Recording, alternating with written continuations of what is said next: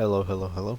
This is Mustard Ketchup Mayo 1000. We're back for another installment of UFC fight picks and predictions. We'll be covering today UFC Fight Night. Josh Emmett versus Kevin Vallejos. Just another Apex Fight Night. Boo. No one wants to see that shit, if we're being completely honest. But first, we gotta cover yesterday's UFC event, which was UFC 326. Did really bad. Well, I don't know. I would say really bad, but at the same time, I did 50%. Um, and 50%. And now that I think about it, um, I mean, there were a lot of shots in the dark for this one. I feel like a lot of these fights were 50-50 in the long run. And I got some of the picks. Some of the picks I got right were kind of shouldn't have even happened, in my opinion. But we'll get into that in a second. So the first fight is going to be Rodolfo Vallejos versus Luke Fernandez. Wasn't able to catch this fight, but from my understanding, I saw the highlight reel. Ooh, Luke Fernandez got whooped. Should have figured. Like, I mean, if you're thinking about it, you're putting, like, in hindsight. Obviously, hindsight is 2020, but hindsight, Bellato had a lot more tenure. Like, literally, I think like 3 or 4 fights more, and that's enough to like beat somebody who's debuting. So, yeah, with only 6 fights in his pro career, yeah, of course. Um, Next fight was Dr. Nergaze versus Rafael Tobias. Similar issue. The only thing is, I think this fight should have been no contested after the first or second, or after the first thing that had happened where he got nutshotted and then they technically knocked down. I don't know if it was counted, but technically knocked down. And he started getting punched in the back of the head. I feel like it should have just been no contest from there. Tobias should have taken more time or something. Did not look like he was there at all, in my opinion. But the next one was Suma Derji versus Jesus Aguilar. I messed up on this one, man. I messed up.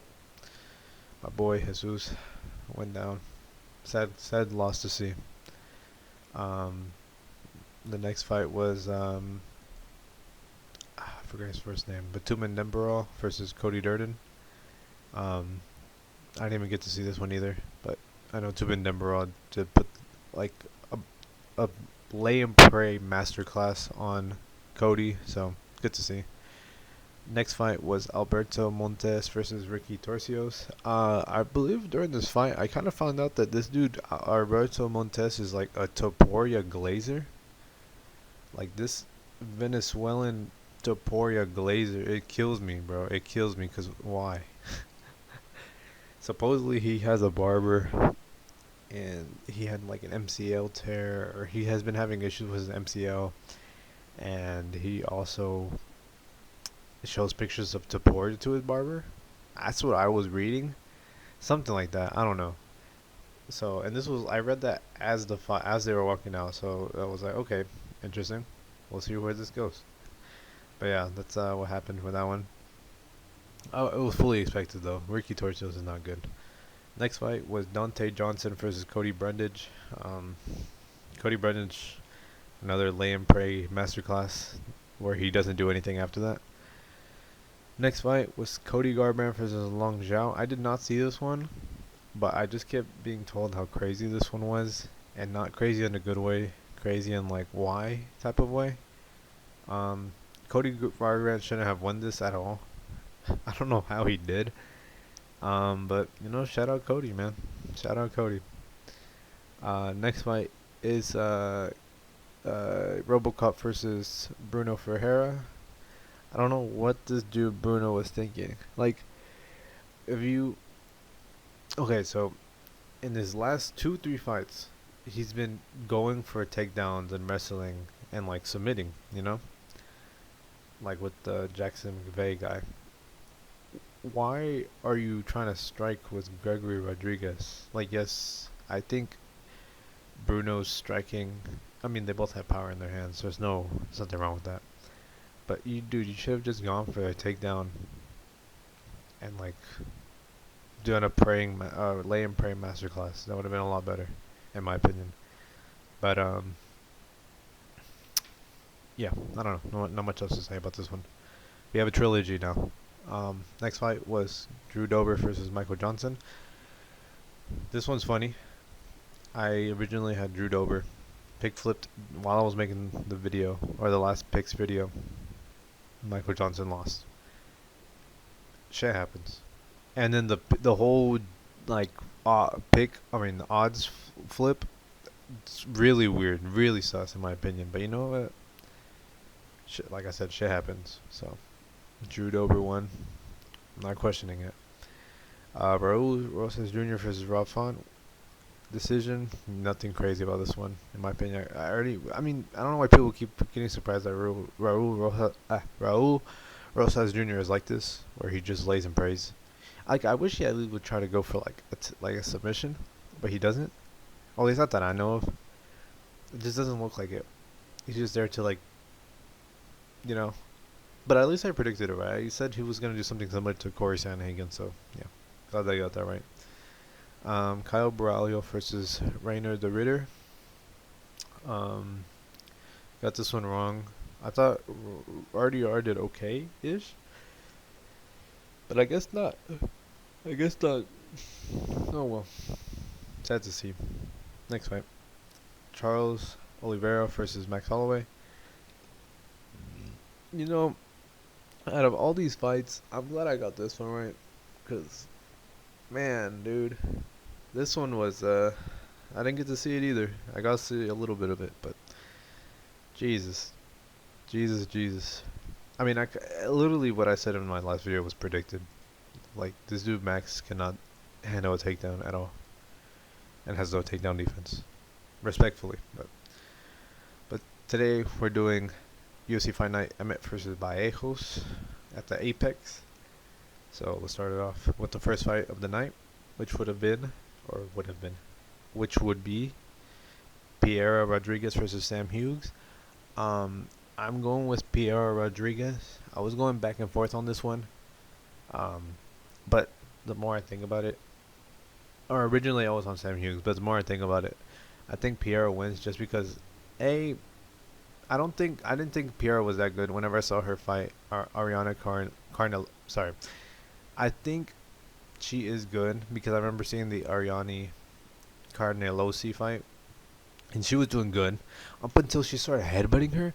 Well, like, I don't know what the fuck she was thinking during this fight, genuinely, because she was doing good, and then she just threw the fight. So I don't know what was wrong with her, but she won against Josephine Knudsen, and I think Josephine Knudsen is actually pretty good.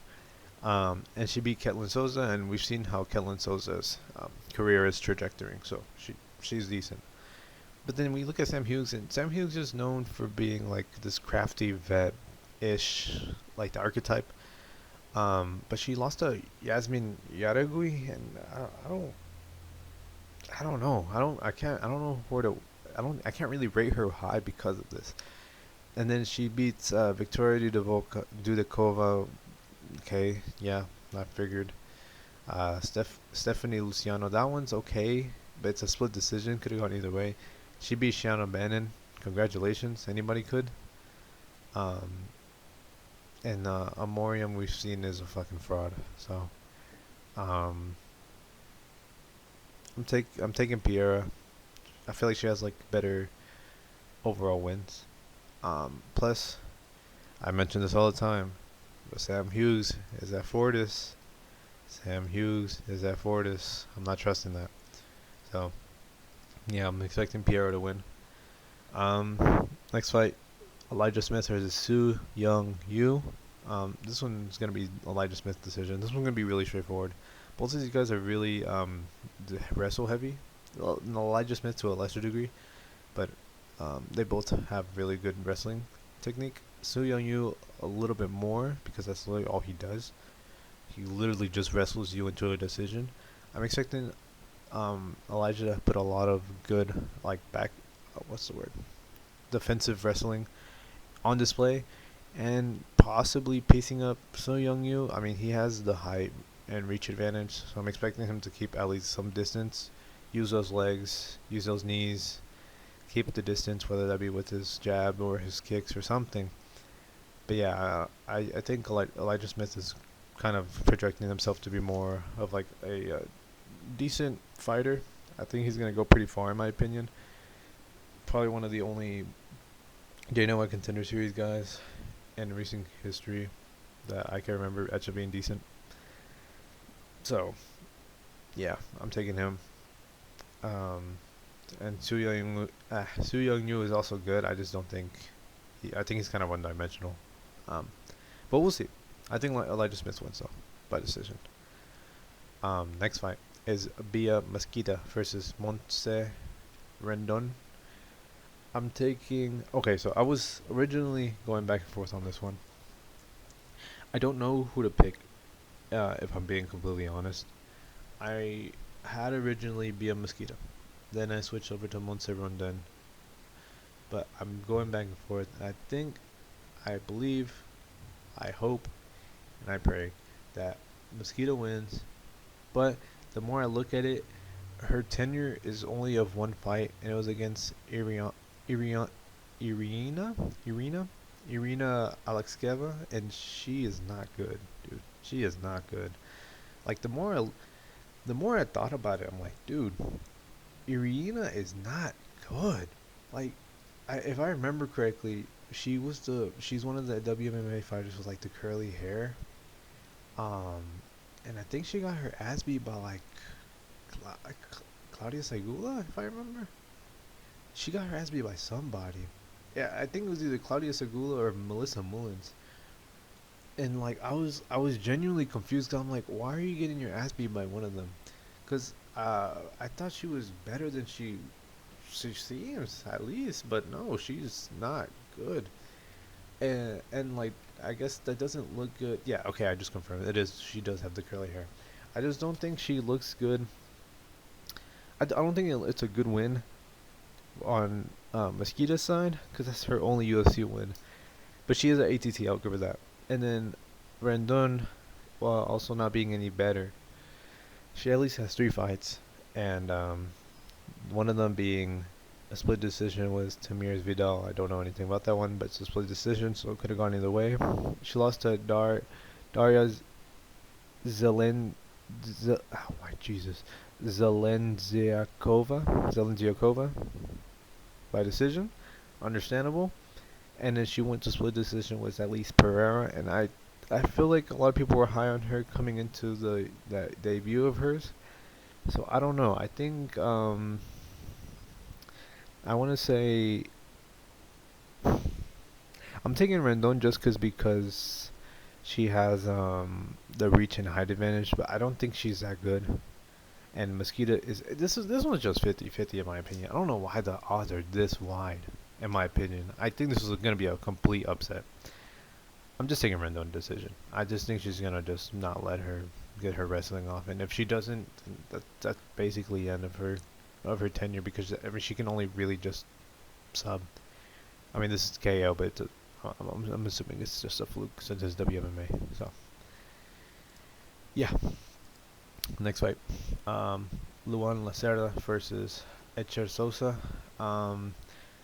I'm taking Echer Sosa. I don't think he's good, but I think he's gonna go decision, and I think the UFC is gonna give him favorable matchups up until he faces someone who is good, and he's gonna get completely dominated. And the odds are gonna be super in his favor. But until then, he'll be winning, and the UFC is gonna allow him to keep winning. And that's gonna be Echer Sosa winning against Luan Lacerda. Yeah, I mean, because Lacerda lost to Cody Stamann. Cody Stamann isn't that bad, but he's not that active. Lost to Damon Blackshear, Damon Blackshear's pretty good. And he he won against Simon Oliveira, which was completely understandable. Simon is not good. So, I think people are way too hyped up on Sosa. Sosa is not good. I don't care what anybody tells me. This dude is not good. It genuinely is not good. I don't care if he trains with Topuria. You can train with like John Jones. You can train with like fucking Connor or something. You're not good if you train with any of them. It depends on your skill. It's themselves yourself. Aside from that mini rant, I think Sosa wins by decision. Yeah.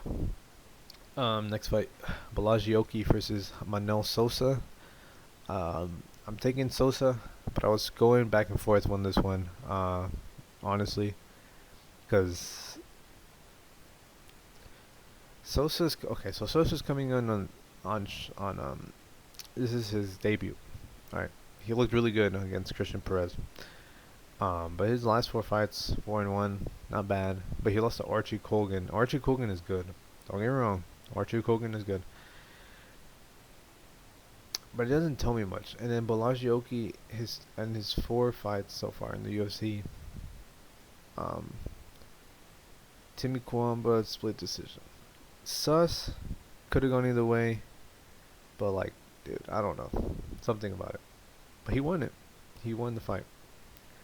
Then Chris Duncan sub, completely understandable. Chris Duncan is good.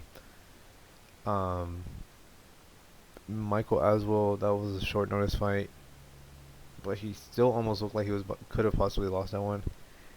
And then Mason Jones,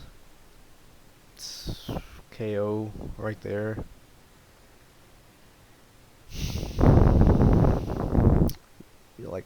It's Mason Jones. Mason Jones is good, and then Vallejos was also doing good during the fight. I don't know, man. This one's weird.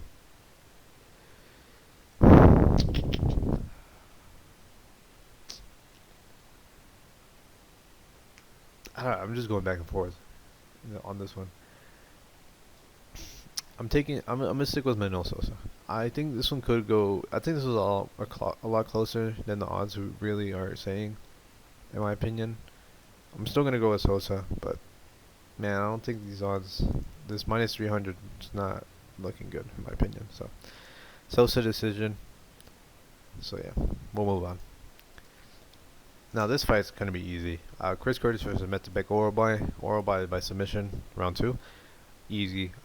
Chris Curtis is pretty old now. Yeah. Well, yeah. No, yeah. He's super old now. Going in split decision with Max Griffin. It's crazy. KO from Roman Kopylov. I remember that was like a weird controversy, but you know, Brendan Allen split decision. He looked pretty good on this one actually. But that was when Brendan Allen was still like being weird. I don't understand why he was doing that at the time. Split decision with Marc-Andre Barrios before he started throwing. Yeah, I don't know, man. I don't know. I'm still taking Metzbeck. These last 5 fights doesn't tell me anything. And this dude Metzbeck is crazy. He's still crazy. Like, yes, the loss against Rozbeski says a lot, but it was a split decision and it was a war between the two. So, yeah, I'm still taking him.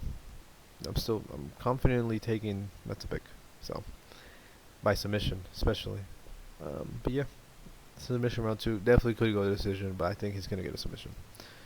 Next fight, Brad Tavares versus Eric Anders. I was going back and forth on this one too. This is literally an unkoff. Literally 38, 180, obviously 186, but 6'1", 6'1", 74, 75. Like literally an inch of difference, an inch of reach difference. So I was going back and forth with this one as well. Eric Anders originally, then I had Brad, and then I switched over to Eric.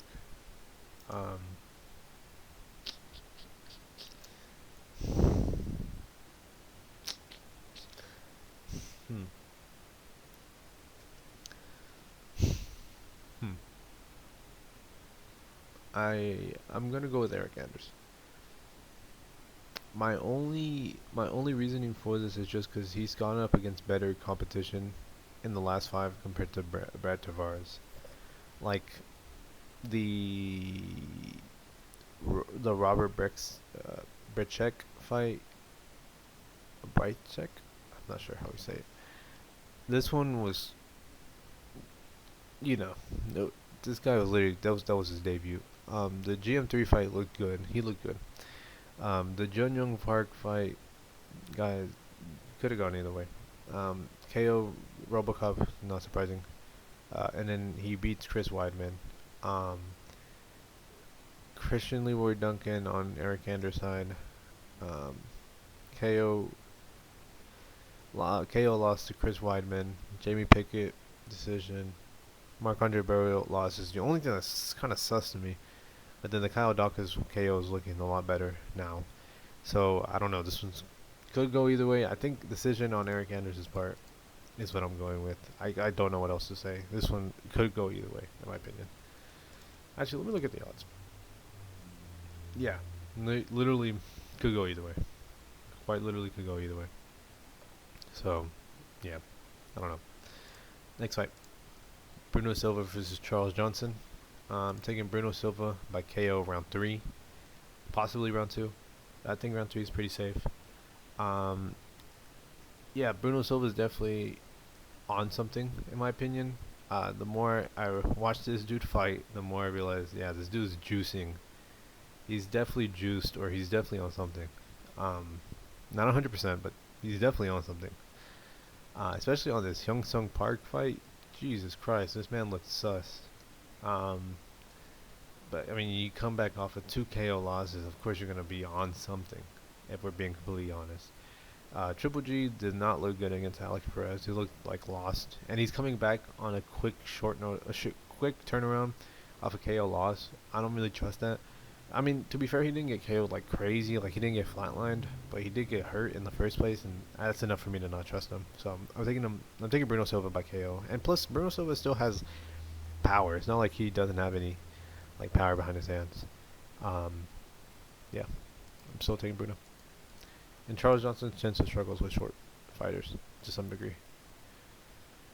Next fight, Vitor Petrino versus Steven Absalon. Taking Petrino submission round 2. I don't understand the reasoning behind the Steven Absalon hype necessarily. This dude just comes full speed, just full rolling. Petrino is a little bit more technical. Obviously not in these light heavyweight fights or something else, but he's super technical. Like as a fighter compared to Steven Absalon. Absalon just goes in there, just throws bombs, and hopes something lands. And he's scary looking. I mean, concrete. Yeah, yeah, I agree with that. But Petrino is a little bit more, controlled. Expecting a little bit more hesitancy on Petrino's side because yes, he has to fight someone with taller and with a little bit longer reach. I think regardless, Petrino's still good. Just gonna submit him round 2. I think he'll try to stand up with them a little bit during the round 1, but then he'll eventually just go for a takedown, tire him out. And I think as soon as he gets on the ground, you'll see another Denzel Freeman submission. So, yeah. Petrino submission right there. Next fight, Marwan Rahiki versus Harry Hardwick. This one, I'm going with Rahiki decision. I could definitely see it going either way, but not either way. I could definitely see the reasoning behind Hardwick, but I think Rahiki coming in as somebody who used to fight at Hex, and he looked really good in his Dana White Contender Series fight. I think coming in, I think he's gonna do perfectly fine. I think Hardwick is still he has a chin. He only got KO'd by calf and kicks. Like it's not necessarily like a chin thing. So I don't think Hardwick is gonna KO him, but he's definitely gonna put a class on him, a master class. I think he's definitely gonna put a striking master class on him, and he'll do good. I don't think he has to worry about anything crazy like that. But he'll do good by decision. And yeah, not much else to say. Could see some wrestling in this fight, but otherwise it's just gonna be striking, purely striking. So yeah, next fight, Andre Fili versus Jose Delgado. This is gonna be an easy Jose Delgado KO round 1. Andre Fili is a glass chinned as hell. This dude is a glass chin, literally a glass chin. I still find it funny that he beat Christian Rodriguez, but this dude is literally glass chinned, and Jose Delgado has literally power behind his fist, and I don't understand why he lost against Nathaniel Woods to this day. So yeah, I'm taking him by KO round 1. There's literally nothing else to say about this fight. We already know what's gonna happen. There's nothing to really like analyze. Next fight, Umar Sy versus Ian Cutelaba. Um, this one, I think I could see both sides as well. Ian Cutelaba a crafty vet. Crafty vet, I say, but he's only 32. I just realized. I thought this dude was like 36. Holy shit. That's crazy. I thought this dude was way older. Wow, that's crazy. I swear to God, I thought he was like 35 for like 6 years now. That's crazy. That is crazy. But Umar Sy is also good. I think the only thing that I kind of worry about him was that Alonzo Menifield fight. So as long as Cutelaba is in plotty and just pumping the jab the entire time, cage grabbing or not cage grabbing, cage stalling, I think Umar Sy wins. He can just take him down, and overall we can just see an Umar Sy win. Because we need more promising stuff in the light heavyweight division. So, Umar Sy by decision. Next fight, Amanda Lemos versus Jillian Robinson. I think this is going to be an easy Jillian Robinson decision. I think Amanda Lemos is past that stage. I think she's just another Jessica Andrade. Because I don't think Amanda Lemos has anything for A, wrestling and jiu-jitsu, but B, Jillian Robinson is on the come up, and she's like kind of entering her prime. Not really necessarily, but she's entering it. She's on that come up. I'm telling you, she's on that come up. So I'm giving Jillian Robinson a decision. I think people can. I understand the submission, or I guess like the thought process behind the submission, but I don't think I don't think Amanda Lemos really gives up the neck or just any submission like that as easy. Unless you're like really, really good at submission or jiu-jitsu, which I mean, don't get me wrong, Jillian Robertson is, but I don't know. I'm still taking her by decision, respectfully. But yeah, next fight, Josh Emmett versus Kevin Vallejos. I'm taking Kevin Vallejos by decision. Yeah, I mean, if you're not how do I put this? If you're not a I don't really necessarily have seen Josh Emmett ever get KO'd. Now that I think about it, like unless you're submitting him, you're not gonna beat him. If I'm thinking about it, or if I think about it, yeah, I don't know. I'm taking him by decision. I don't think he's gonna KO him at all, unless he submits him, obviously. If he does go for a finish, but yeah, if Poirier couldn't finish him, I definitely don't think Kevin Vallejos is gonna finish him. So, taking Vallejos by decision. Not much else to say about this one. I think this is a pretty straightforward card. There's like 3 fights that are kind of like toss-ups, but everything else is pretty straightforward. So yeah, that's what I have for today. Yeah, I'm kind of okay with this one. Not a terrible card. It's an okay card. Definitely not worth going out to watch, but it's still an interesting card. Excuse me. That's all I had though. Thank you for watching. This was MustardKetchupMayo 1000. Not much else to say for me. Nothing new on my end. Follow me on Tapology if you want to keep up with my most up-to-date picks. Yeah, that's it. Thank you for watching, and goodbye.